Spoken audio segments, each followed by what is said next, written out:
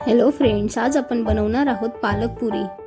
टम्म फुगलेली, खायला अतिशय टेस्टी आणि झटपट बनणारी पालक पुरी।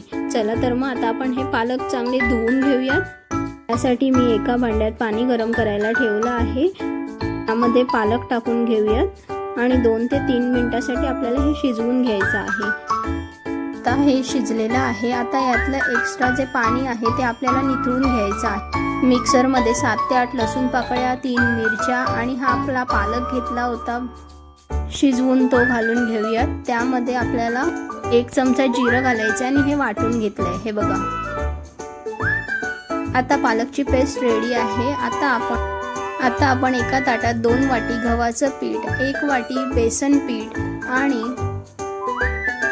पालकची प्युरे बनवलेली ती आपण सगळी टाकून घेऊयात। पालक ज्यांना आवडत नाही तेही अगदी आवडीने खातील अशी ही रेसिपी आहे। आता याच्यात थोडंसं हिंग टाकून घ्यायचं आहे आपल्याला। त्याचबरोबर थोडे तीळ टाकून घेऊयात आणि बारीक चिरलेली कोथिंबीर टाकून घेऊयात। चवीप्रमाणे मीठ टाकून घ्यायचं आहे। इथे थोडा ओवा घेतलाय आणि अशा प्रकारे हातावर चोळून घेतल्याने पदार्थाला त्याची चव दुप्पट येते। आता यामध्ये थोडंसं तेल टाकून घेऊ आणि आपण हे पीठ मळायला घेऊयात। पीठ मळत असताना एक्स्ट्रा पाण्याचा वापर कुठेही करायचा नाही आहे। ह्या पालकाच्या पाण्यामध्ये आपल्याला हे पीठ मळून घ्यायचं आहे। तुम्ही बघू शकता पीठ मळून आपलं झालेलं आहे।